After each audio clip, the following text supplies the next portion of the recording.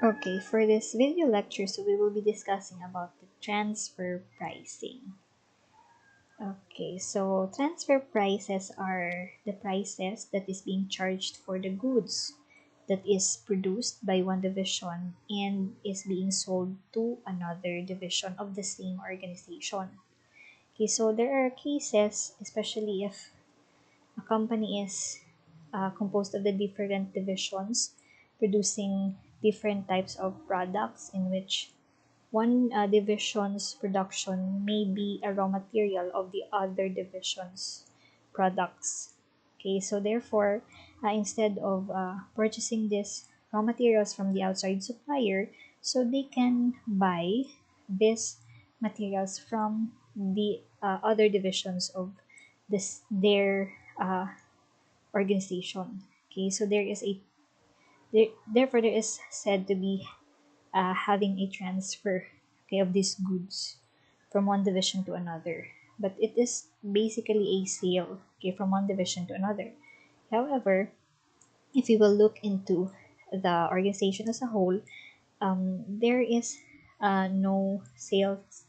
There can be no sales transaction that should take place, because in this case, the one division should not take advantage of selling with a profit, okay, over the other division, because it might affect, okay, negatively the overall performance of the organization as a whole. Okay, so that's why in our next video lectures we will learn about how to set the transfer price. Okay, so the price charged will affect, okay, so as mentioned earlier, the revenues of the transferring division. Okay, the transferring division means this is the selling division, so they have the revenue because they are the ones who are selling those goods. Okay, whereas the receiving division or the buying division, it will affect their cost, because in this case they will be purchasing these materials or goods from, okay, the other division. So as a result, the profitability, return on investment, as well as manager performance evaluation of both divisions will be affected. Okay, because in this case, they should not only think of the welfare of their division, but they should also look into the overall effect of it on the organization. Okay, so what is the impact, okay, of transfer pricing on the income? So we have here, for example, for ABC Incorporated, okay, so they have Division A and Division C. So Division A here produces the component that is being used, okay, for the production of Division C's product. So here, the transfer price set by Division A is $30 per unit. And okay, this will also be the cost, okay, on the part of Division C, who is the buying division. So we will analyze the effect, okay, of this transfer pricing. So for Division A, since they are the selling division, so the transfer price set, as mentioned, is $30. So this will be the revenue of Division A. Okay, it will increase their net income as well as their ROI, because their revenues was added because of the purchase of Division C. Okay, aside from the sales from the outside customers. Okay, for the Division C, the buying division, so this transfer price is this will be the cost, okay, on their part, because they will purchase it from Division A.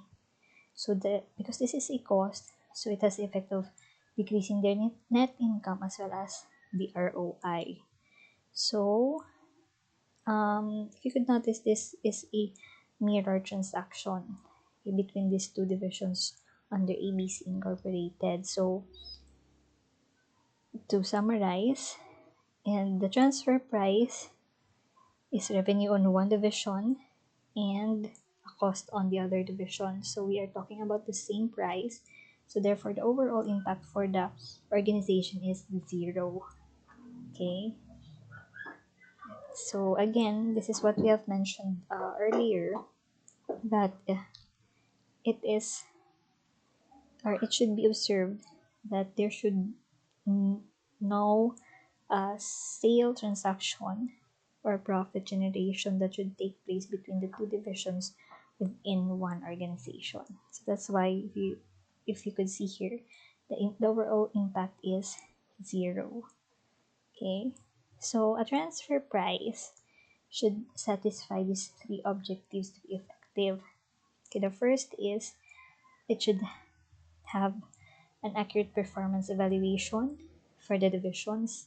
Okay, so no one divisional manager should benefit at the expense of another. So this was mentioned earlier.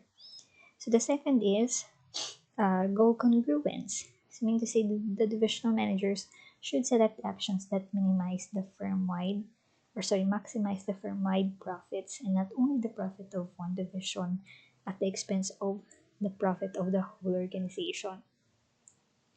Okay, so the next is there should be a divisional autonomy. So meaning to say central management should not interfere with the decision-making freedom of the divisional managers, because this is the decentralization and responsibility centers is all about. Okay, so but whatever they may decide, the central management should not interfere. However, they should, on the divisional level managers, they should consider a goal congruence at the same time. Okay, so for transfer pricing, we have two terms that we usually encounter. So they are normally using the minimum transfer price, or that is also known as the floor. So here, this is the transfer price that would leave the selling division no worse off if the good is sold to an internal division. So meaning to say, a minimum transfer price will constitute the variable cost, okay, that is being incurred for the production of that good. Okay, in this case, they can set the minimum transfer price, especially if the selling division has excess capacity, meaning to say its production is more than the demand from the outside customers. So they can cater the order of an internal division's order. Okay, so they can sell it at a minimum transfer price. So again, that's basically based on the variable costs. So the selling division would prefer higher selling price. Okay, so that is given because in this case it is understood since they are the selling division. However, the minimum transfer price is the absolute lowest that could be accepted. Okay, so I need to say the floor price. So this is the lowest price that they can offer if to sell the good to the other division. Okay, so the next term that we can or that we encounter in transfer pricing transactions is the maximum transfer price, or that's also known as the ceiling. So here, this is the transfer price that would leave the buying division no worse off if an input is purchased from an internal division. So here, on the side of the buying division, this is the maximum sales price that they can offer to buy the material or good. Okay, so normally this is based on the market price of the good that can be purchased from an outside supplier. Okay, because here they will have the option to buy it internally or from an outside supplier. So therefore, the maximum transfer price or the ceiling price should at least equal to the market price of that product. Okay, so here for the buying this division, so of course they would prefer a lower price. However, the maximum transfer price is the absolute highest that could be accepted. This is applicable if the selling division is operating at its full capacity, meaning to say their production is just enough to cater the demand of their outside customers. So they can either reject the offer of buying or of selling, I mean, internally, because all of their production can be sold from to outside customers. So therefore, they can set the higher, the maximum transfer price. Okay, so those are the basic concept of transfer pricing. So in the next video lecture, so we will discuss about how to set, or the different methods of setting the transfer prices.